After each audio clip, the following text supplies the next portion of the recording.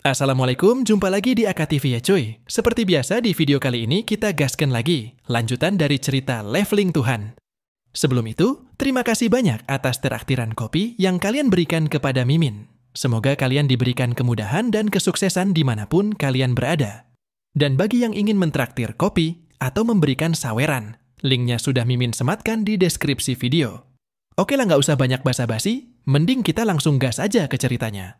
Di cerita sebelumnya, Agamemnon yang merencanakan pengejaran penjahat pada lantai 1 telah mengumpulkan sejumlah pasukan Olympus dari beberapa lantai dan akan langsung menjalankan operasi pengejaran pada saat itu juga.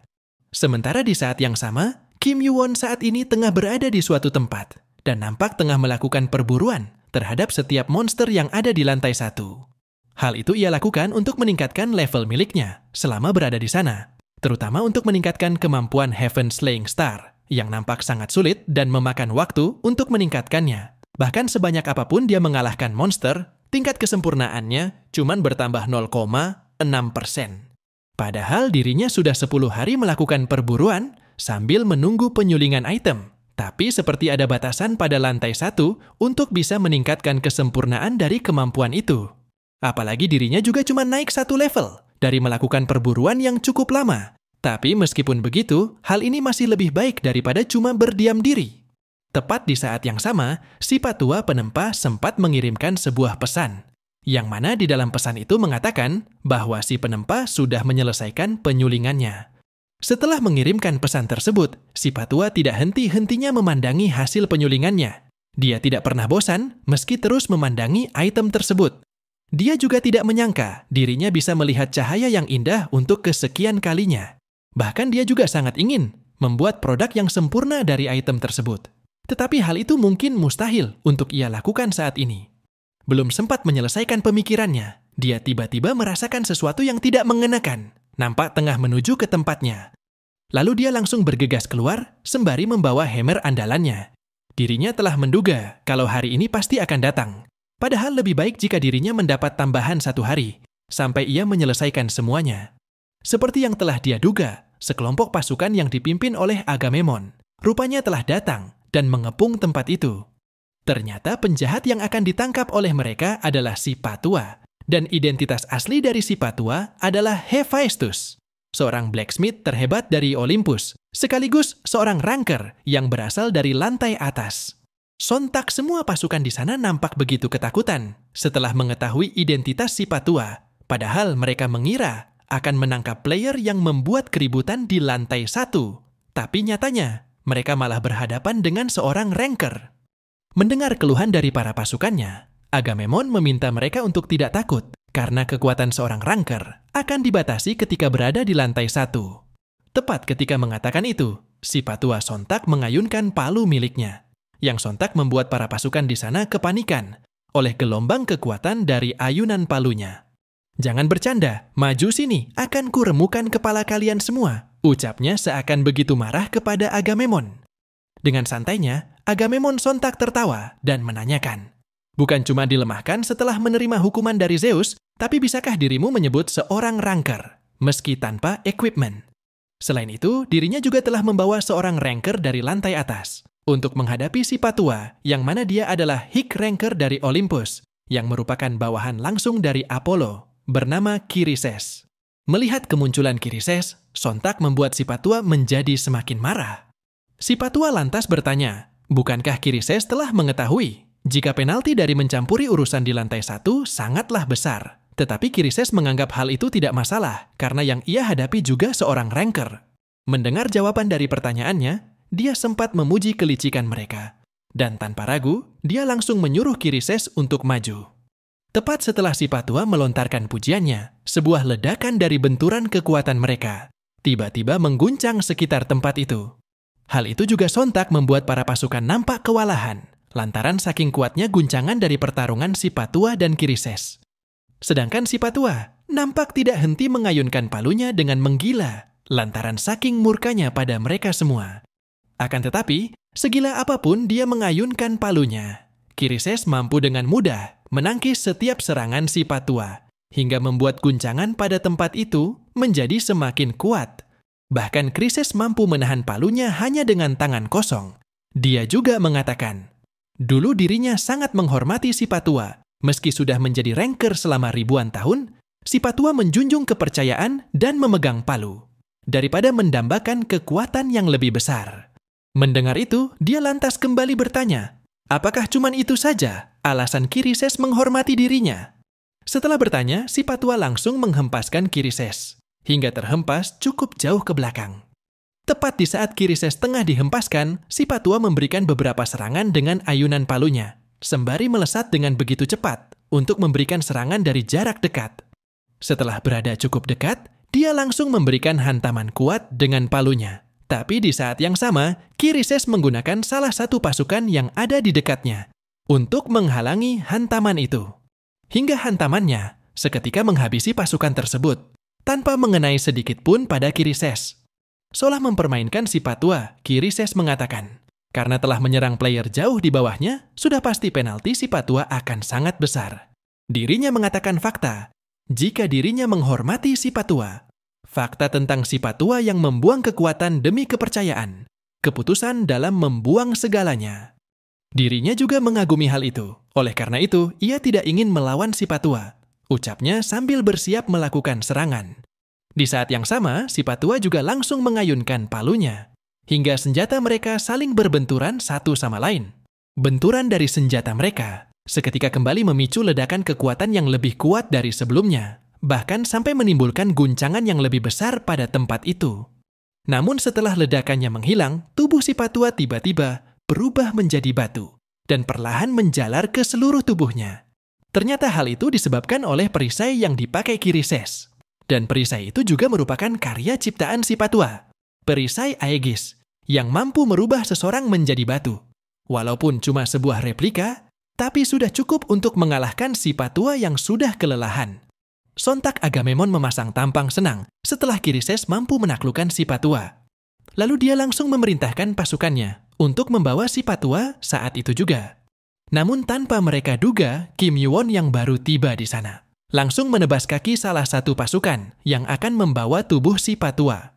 Sembari berdiri tepat di hadapan si Patua yang telah menjadi batu, dia mengatakan pada mereka, alasan apa yang membawa orang-orang menyedihkan datang ke tempat yang penting seperti ini. Tentunya Agamemnon tidak terkejut sedikit pun melihat kedatangan Kim Yuwon yang menghalangi mereka. Dan Kim Yuwon juga nampaknya tidak gentar, meski berhadapan dengan seorang ranker dan sejumlah pasukan Olympus.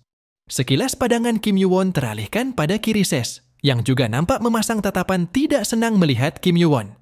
Dia berpikir jika pertarungan antar kedua ranker berlanjut sampai administrator turun tangan, maka dipastikan Olympus akan kehilangan sedikit pengaruhnya di lantai 1.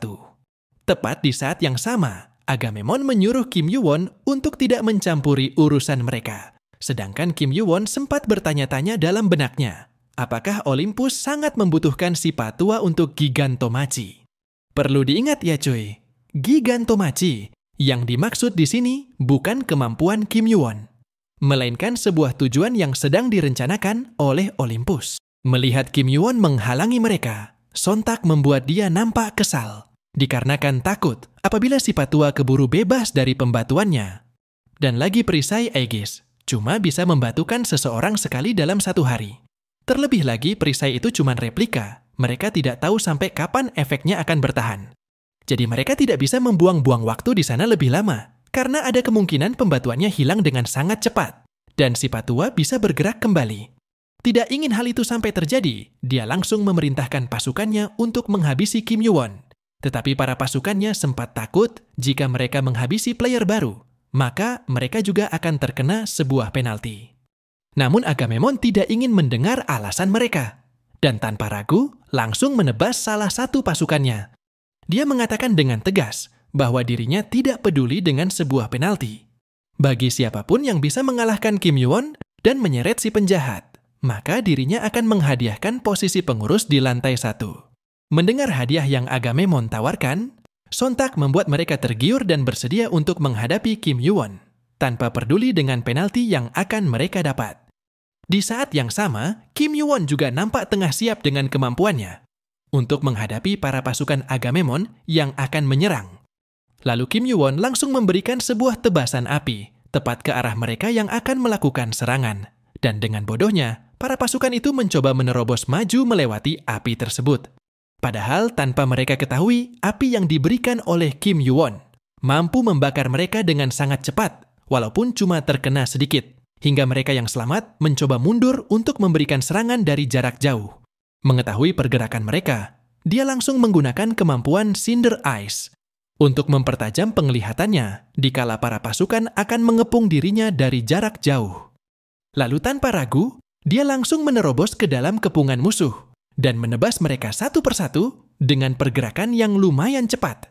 Tepat di tengah kepungan musuh yang terus berdatangan, Kim Yu-won menggunakan Cinder Eyes untuk menahan mana dari atribut api. Lalu kembali bergerak dan menebas mereka satu persatu, tanpa ada satu pun yang terlepas dari pandangan Cinder Eyes miliknya. Akan tetapi dia tiba-tiba berhenti di saat dia tengah menyerang dengan sangat brutal, karena melihat adanya sebuah bola mana yang melesat tepat ke arahnya. Dan bola mana itu pun seketika meledak dengan sangat kuat. Untungnya Kim Yu-won lebih dulu menghindar, hingga dia tidak terkena oleh ledakannya. Lalu dengan santainya dia bertanya, apakah cuma segini kemampuan yang mereka miliki? Asal mereka tahu, jumlah bukanlah segalanya. Tanpa menimpali pertanyaan itu, Agamemnon tidak henti memerintahkan pasukannya untuk menyerang dan menyudutkan Kim Yu-won. Dia nampak sangat murka, melihat tidak ada satupun pasukan yang mampu menghadapi Kim Yu-won. Padahal beberapa dari pasukannya merupakan player yang sudah sampai ke lantai 10. Dia mengetahui jika Kim Yu-won merupakan peringkat 1 di tutorial. Tetapi dia tidak percaya bagaimana player baru bisa mengalahkan semua pasukannya dengan sangat mudah. Di saat yang sama, Kim Yu-won menggunakan kemampuan Cinder Eyes untuk mengendalikan Colossal Fire. Lalu Kim Yu-won menggunakan Colossal Fire miliknya untuk menciptakan sebuah penghalang api yang seketika menghanguskan setiap pasukan yang mencoba mendekat ke sana. Di tengah penghalang api yang melindungi dirinya dari serangan musuh, dia bertanya pada si Patua yang nampak sudah bergerak kembali, sampai kapan si Patua akan tertidur di sana. Dan tanpa dia duga penghalang api yang dia buat, tiba-tiba mampu diterobos oleh seseorang. Bahkan mampu membuat dirinya terpukul mundur akibat menahan serangan tersebut. Tentunya Kim Yu-won mengetahui bahwa yang melakukannya adalah Chryses. Lalu Chryses menanyakan, apa hubungan Kim Yu-won dengan si Patua Hephaestus? Dengan santainya dia menimpali bahwa dirinya cuma sebatas pelanggan. Mendengar itu dia bertanya kembali, mengapa Kim Yu-won mencampuri urusan mereka? Meski cuma sebatas pelanggan. Tanpa menimpali pertanyaan Chryses, dia langsung menggunakan Gigantification dan menyimpan senjatanya. Dia berpikir, lawannya adalah tangan kanan Apollo. Ketika dirinya lengah sedikit saja, maka dirinya akan langsung menjadi abu. Menilai dari luka dan penalti karena menyerang dirinya, seharusnya Chryses tidak bisa menyerang lebih dari 5 kali. Tapi untungnya, ini adalah lawan yang cocok untuk dirinya.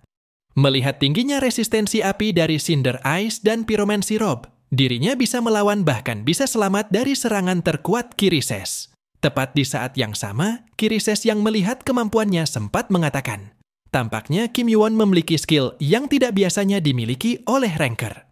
Memangnya apa yang bisa dilakukan oleh orang yang baru memasuki menara? Tanya Chryses sembari melakukan serangan dengan kemampuan Flame Annihilation Suruhtra, yang merupakan salah satu serangan terkuat dari kemampuan tombak dan api miliknya. Sontak Kim Yu-won langsung menahan serangan itu dengan kemampuan Gigantification, lantaran tidak ada cara lain selain menahannya langsung. Tidak hanya menggunakan kemampuan Gigantification, tetapi dia juga menggunakan Cinder Eyes dan juga Pyromancy Robe untuk menahan serangan itu. Dan sontak sebuah ledakan kuat terjadi, tepat di depan mata Kim Yu-won, akibat gagal dalam menahan serangan itu dengan kemampuannya. Seperti yang sudah dia duga, bahwa dirinya tidak bisa menahan serangan seorang Ranker cuma dengan kekuatan. Kalau saja dirinya memiliki Ace Crystal, maka setidaknya ia bisa meningkatkan resistensi dari kemampuannya. Di saat yang sama, sebuah serangan kembali mengarah ke sana. Sontak dia langsung melepaskan Mana Blast sembari mendecih kesal, dikarenakan musuh tidak memberinya waktu untuk bernapas lega. Akan tetapi, Mana Blast yang dia lepaskan tidak berpengaruh kepada api yang mengarah kepadanya.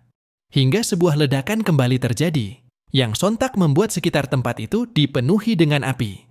Setelah gagal menahan serangan kedua, dia nampak kesulitan untuk bernapas lantaran kewalahan. Dia juga sempat berpikir, jika seperti ini terus, maka dirinya akan terpanggang hidup-hidup. Tetapi dengan menggunakan serangan sekuat itu, penalti yang diterima juga pastinya tidaklah kecil. Dan rupanya, Chryses juga sudah hampir mencapai batas, lantaran beberapa kali menggunakan serangan kuat yang mengakibatkan lukanya menjadi semakin bertambah. Di samping itu, Kim Yoo-won sempat berpikir bahwa yang barusan adalah serangan kedua, jika saja dirinya bisa bertahan lebih lama lagi. Namun belum sempat dia menyelesaikan pemikirannya, Chryses tiba-tiba kembali melakukan serangan dari jarak dekat. Hingga Kim Yoo-won yang tidak sempat menghindari serangan itu, sontak langsung terkena sebuah pukulan kuat dari Chryses. Dan seketika, Kim Yoo-won langsung terhempas begitu jauh ke belakang sampai membentur sebuah tembok, akibat pukulan kuat Chryses yang mendarat mulus pada tubuhnya. Tetapi meskipun bisa mendaratkan beberapa serangan, keadaan tubuh Chryses semakin lama semakin memburuk, akibat memaksakan tubuhnya yang telah terluka cukup parah. Sedangkan di samping itu, Kim Yoo-won yang tersungkur ke sebuah tembok sempat berpikir, apakah dirinya meremehkan musuh hanya karena berpikir mereka berada di lantai 1. Bahkan dengan luka dan penalti yang didapatkan, Chryses masih tetap musuh yang luar biasa kuat. Meski dirinya masih bisa bertarung lebih lama, tapi ia rasa masih tidak bisa mengungguli Chryses. Dirinya juga sempat penasaran, dilemparkan kemana oleh pukulan Chryses. Tapi rupanya, ia terlempar ke workshop si Patua. Yang mana hal itu juga merupakan sebuah keberuntungan baginya, karena dia bisa menemukan item yang sebelumnya telah dibuat oleh si Patua. Item itu adalah Pure Dark Divine Crystal, sebuah pecahan yang mengandung Darkness of Genesis. Beberapa waktu sebelumnya, Apollo sempat mengatakan, suatu saat Chryses akan memahami apa yang disebut dengan penalti, dan betapa besarnya kekuatan yang mengalir di dalam menara. Mengingat hal itu, dia akhirnya mengerti dengan perkataan tuannya. Ketika dirinya melanggar penalti, ia juga merasa seolah menaranya hidup. Kekuatan yang mengekang dan menekan kekuatan yang lepas kendali untuk melindungi keadilan lantai bawah dan kehendak menara. Akhirnya ia menyadari apa yang disebut sebagai penalti. Di saat yang sama, Agamemnon sontak membungkuk dan mengucapkan terima kasih atas kerja keras Chryses dalam proses penangkapan penjahat. Lalu dia memerintahkan pasukan yang tersisa untuk secepatnya membawa si Patua dan mengobati semua pasukan yang terluka. Mengira bahwa Kim Yoo-won telah tewas, Agamemnon memerintahkan untuk membiarkannya. Namun tanpa diduga, Kim Yoo-won justru sudah tidak ada di sana. Dan sontak sebuah ledakan kekuatan tiba-tiba menghancurkan sebuah tembok yang berada tepat di dekat dirinya. Yang mana ledakan kekuatan itu tidak lain ditimbulkan oleh Kim Yoo-won yang nampak tengah menggunakan Dark Divine Crystal. Melihat Kim Yoo-won masih hidup, Agamemnon yang begitu kesal berniat maju untuk mengalahkannya. Tetapi tindakan itu sontak dihentikan oleh Chryses. Dia mengatakan meski Kim Yoo-won telah sekarat, tetapi sangat berbahaya jika langsung mendekat. Menurut Chryses, mana Dark Attribute adalah masalah khusus. Walaupun Kim Yoo-won mencapai batas, tetapi mananya masih meluap dengan sangat kuat. Akan tetapi Agamemnon meremehkan Kim Yoo-won, dia menganggap hal itu tidak masalah, dan menyuruh Chryses untuk istirahat sejenak. Namun ketika dia akan maju, Kim Yoo-won sontak menghilang dalam sekejap. Bahkan dia tidak bisa melihat pergerakan Kim Yoo-won yang nampak memukul semua pasukan yang akan membawa si Patua. Dan dalam sekejap mata, Kim Yoo-won mampu menjauhkan si Patua dari para pasukan itu. Sontak Agamemnon langsung memerintahkan pasukannya untuk menyerang Kim Yoo-won. Lantaran efek pembatuan si Patua tidak lama lagi akan habis. Serentak sisa pasukan Agamemnon langsung bergegas maju untuk menghadapi Kim Yoo-won dan merebut kembali si Patua. Namun Kim Yoo-won langsung menggunakan kemampuan dari Dark Divine Crystal yang sontak menimbulkan sebuah ledakan mana yang cukup kuat. Bahkan ledakan mana tersebut mampu menghabisi beberapa pasukan Agamemnon dalam sekejap, yang terkena oleh kemampuan itu tanpa harus menyentuh mereka. Sontak hal itu juga membuat Chryses terkagum, lantaran Kim Yoo-won memiliki sesuatu yang luar biasa. Dia menganggap bahwa menara telah membawa seorang monster. Di saat yang sama, Agamemnon nampak begitu kepanikan. Lalu Chryses bertanya, bukankah Agamemnon akan mengurus Kim Yoo-won sendiri? Tapi mengapa malah terdiam? Dari awal, perannya cuma untuk menghentikan si Patua Hephaestus. Tetapi tenang saja, ia berniat memeriksa semuanya. Lalu Kirises kembali maju untuk menghadapi Kim Yuwon, tanpa mempedulikan keadaan tubuhnya yang hampir mencapai batas. Melihat Kirises kembali maju, Kim Yuwon sempat tidak menduga. Kirises masih ingin menghadapi dirinya. Lalu Kim Yuwon langsung menggunakan atribut api ketika dia tengah menggunakan Dark Divine Crystal untuk menghadapi Kirises yang juga memakai atribut yang sama. Melihat Kim Yuwon mengendalikan dua atribut sekaligus, sempat membuat Kirises kembali terpukau. Dia berpikir, bahkan untuk kebanyakan ranker, mengendalikan dua atribut mana yang berbeda sangat sulit dilakukan. Jika saja orang seperti Kim Yuwon bergabung ke Olympus, dipastikan Kim Yuwon akan menjadi permata yang berkilau. Hal itu membuat dirinya sangat menginginkan Kim Yuwon. Lalu dia mengajak Kim Yuwon untuk bergabung dengan Olympus, dengan jaminan akan memberikan equipment yang lebih hebat dari apa yang diminta dari si Patua. Tetapi Kim Yuwon mengatakan bahwa hal itu bukanlah tujuan utamanya. Dan lagi dirinya sudah memberikan jawaban pada Agamemnon. Mendengar penolakan langsung dari Kim Yuwon, dia langsung mengerahkan kekuatannya, sembari mengatakan, sungguh disayangkan ajakannya ditolak begitu saja. Siapakah yang akan memenangkan pertarungan ini? Dan apakah Kim Yuwon akan mampu mengalahkan seorang High Ranker? Nantikan bagaimana kelanjutan ceritanya hanya di AKTV. Semoga terhibur dan semoga kalian penasaran. Terima kasih dan sampai jumpa di lain waktu.